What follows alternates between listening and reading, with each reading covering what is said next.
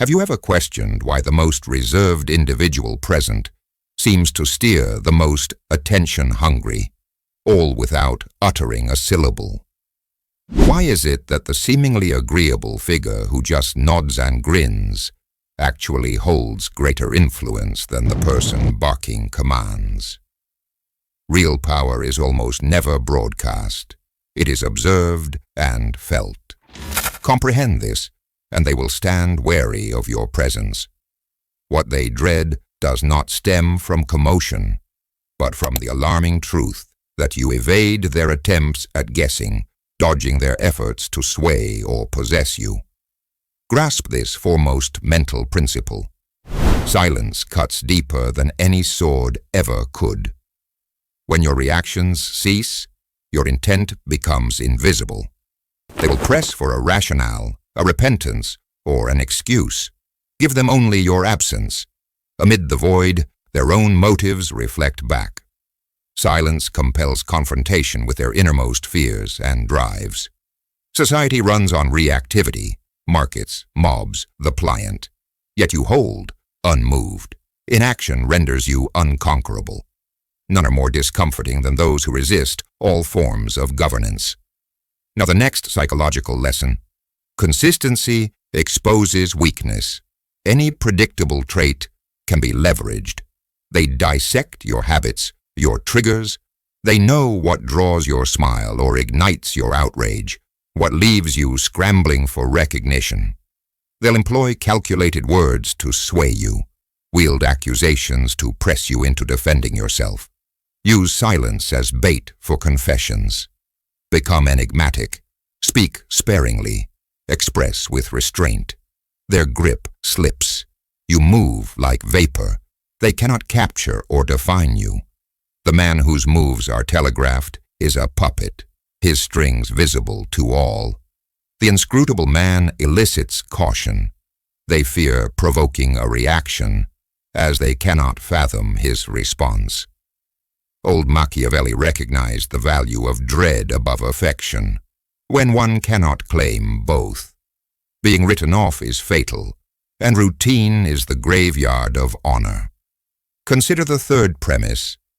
People hunger for assurance, and unconsciously heap their anxieties upon those who deny it to them. A lack of immediate reaction or explanation turns you into a looking glass for their discomfort. Charges of arrogance, insensitivity, or unreliability will come, not for what you are, but for the challenge your composed silence poses to their belief in control. This psychological mirroring is an edge. You sculpt their moods by withholding a touch. The shrewd use this fact wisely. Holding oneself in equilibrium as others unravel exposes who truly leads. They'll brand you as manipulative, accuse you of playing games. Never forget, authority is seized, not gifted. Most would gladly hand it to whoever most convincingly claims insight into their soul. Consoling them is not your task. You must earn a level of respect that precludes anyone from ever treating you lightly. Why do most speak so rashly, rush to defend, explain, or apologize? It's the dread of misinterpretation. Allow that ambiguity. There is power in being opaque. Those who spill every detail lose stature. Their needs, frailties, and thirst for validation all lay exposed. They grow tractable. But the man who guards his plans, curbs his words, chooses precisely what to disclose. He is formidable. The blank spaces in his speech are filled by other people's projections. In the void, he seems to expand. Remember, the less you broadcast, the more they invent. Imagination always outweighs reality. Consider leaders of history, feared strategists, esteemed minds. They chose their words deliberately, or embraced silence altogether. Their quiet was tactical, never void. When they did speak, brevity and gravity ruled. This is true command, making words precious through scarcity. Never squander them seeking approval. Never dilute them explaining yourself to those who will never see you fully. With every impulsive phrase, your power wanes. With every instant reaction, your blueprint becomes public. Slow down. Notice not just words, but silences, uneasiness, clues. Read their inner maps better than their self-perception allows, and offer only what is deliberate. When pushed to speak, hesitate. Let silence gather weight. Let them grapple with their dread, their uncertainty. Most people cannot endure the void and rush to fill it, often confessing before you reveal a thing. That is the edge in negotiation, confrontation, and relationships. Refuse their tempo.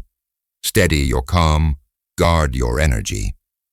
Machiavelli taught survival in a world dictated by ambition and intimidation, not sentimental compassion. The gravest challenge for those attempting mastery over you is your unyielding spirit. Begin cultivating discipline. Silence your compulsions to explain. Disrupt predictable reactions. Confront your triggers. Break their grip. When provoked, recede. When pressed to explain, reflect. When defending is instinctive, watch instead. This is method, not weakness. It is the art of making your absence more imposing than your presence. Once you show you are immune to manipulation, respect will shadow you. Affection may fade, but the respect born of unease, exclusion, or withdrawal is a more enduring currency. This is the lesson hidden from you. Silence equals authority. Unpredictability equals safety. Projection equals influence. Master these, and the expectations of others no longer define your existence. You no longer clamor for validation, nor chase affection. You anchor in core strength, forcing the environment to adapt to your composure. You'll be critiqued as severe, remote, even merciless, yet few will risk offense. Should your aim be autonomy, let your reticence resound louder than any defiant howl. Many believe self-awareness follows from defining one's likes, goals, fears. But ask yourself, do you notice your own buttons? The piercing phrases that shift your mood, the empty spaces that draw out explanations from anxiety? Key psychological maxim: whoever steers your emotions steers you. They needn't shackle you. Just know which cues spark anger, shame, or a thirst for approval. Recognize these triggers as switches and acknowledge countless actors eager to control them. The only escape is to become the governor of your own emotional terrain. With measured reactions, your predictability fades and you become untamable. True mastery over feelings doesn't mean freezing out the world. The fifth maxim is this: true power is selective exposure. Reveal what you wish. Anger is a tool. Use it sparingly. Empathy is a privilege. Offer it only to the deserving. Raw openness is not authenticity. It is vulnerability exploited by the indifferent world. Your admissions, confessions, and weaknesses become ammunition for their games. The astute man limits access, chooses allies carefully, and exposes wounds only to those proven trustworthy. Selective sharing is not deceit, it's protection. It's the stance that only the worthy may glimpse your reality. Now the sixth and uncomfortable rule: guilt is the leash. Notice how actions spring from guilt. A string of yeses from fear of no, apologies when blameless, excess explanation for clarity's sake, routine sacrifice to dodge the label of selfishness. Comprehend this. Guilt is society's compliance gear. Useful at times, but debilitating when unchecked.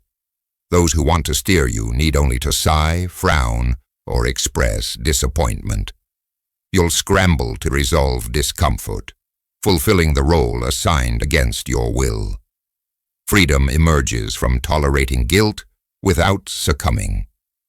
Permit others the right to disappointment. Do not silence your own impulse for their ease. Imagine mastering these truths. Your reactions shielded, vulnerability employed with surgical care, guilt held at bay, even when their dissatisfaction screams loudly. What would you become? Imposing, mysterious, honored? Most are ruled by passions they barely register. An open book in plain language. But you become cryptic. What cannot be decoded becomes intimidating. They'll name you cold, different, lacking softness. But what you shed is the harness, the tool pulled for every task, the apology for every limit, the youthful request for permission after every choice. When the leash is cut, expect fury. They'll test, provoke, guilt-trip endlessly. Hold firm, for if you yield even once, you show them the leash still has power. But if you wait in silence as accusations dissipate, understanding dawns. You are no longer an asset they manage. Respect ensues. Not necessarily affection, but definite caution, as your emotional independence commands careful treatment. This is not malice, but lucidity. Its insistence that all connections be contracted in mutual regard, not emotional blackmail's shadow. Ultimately, the compliant man is not kindly. He is used. The perpetually vocal man isn't candid. He is exposed. The guilt-enslaved man isn't moral. He is subservient.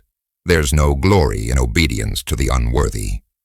Recall, emotional management equals command. Judicious vulnerability is your armor. Guilt is the tool for your subjugation. Sever the leash, fortify emotion, scrutinize who merits your essence. That's how you leave behind pliable predictability for something wholly unknown. And in that mystery, respect is born. Real power emerges when you stop surrendering bits of yourself. Reflect. How do certain figures always have requests fulfilled, even unspoken? Their needs anticipated before uttered. They've adopted the seventh psychological law. Resistance is avoided, so the mind acquiesces. People despise confrontation.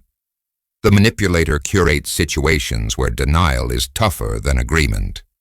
Commands are never clear, only implied, hinted, painted as rudeness or meanness in refusal.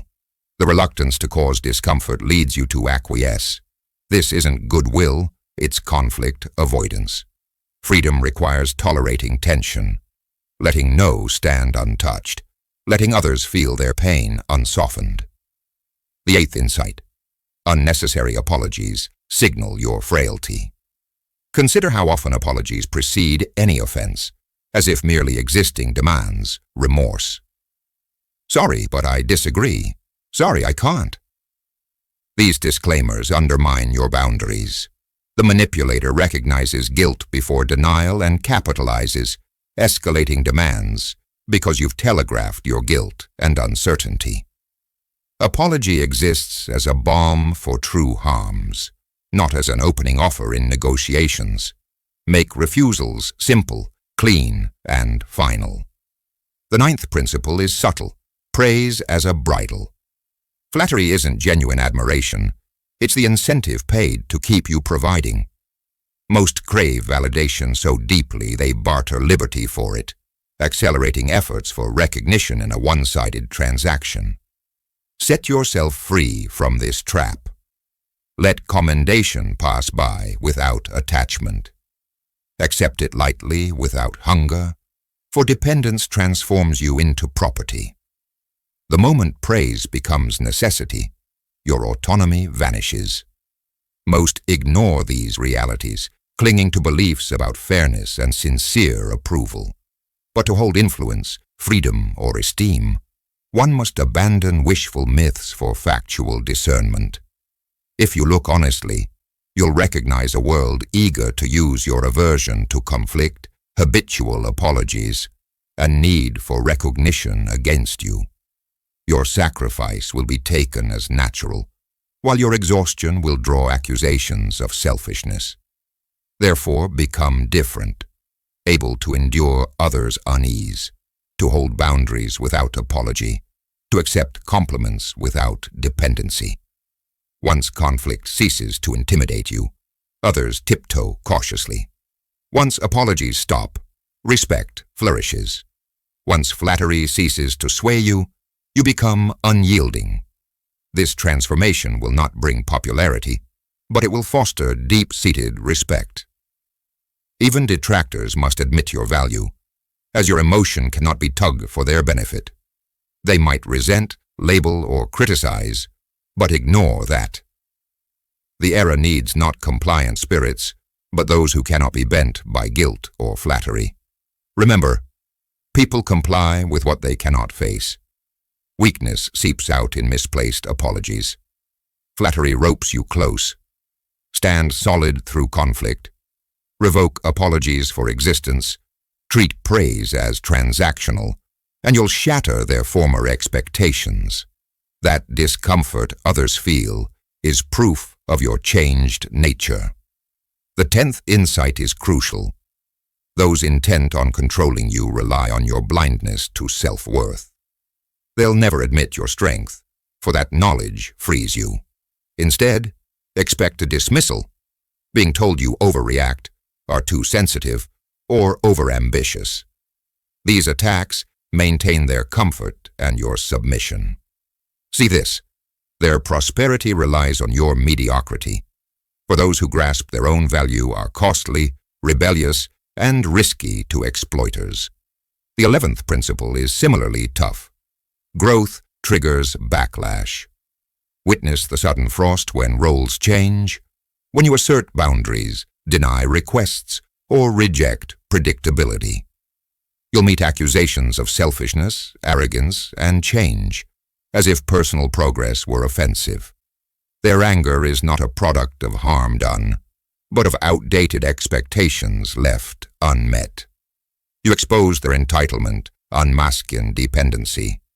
This is the toll for evolution. Losing favor with those who only liked accessible versions of you. Now for the 12th truth, the foundation of manipulation, they cultivate dependence.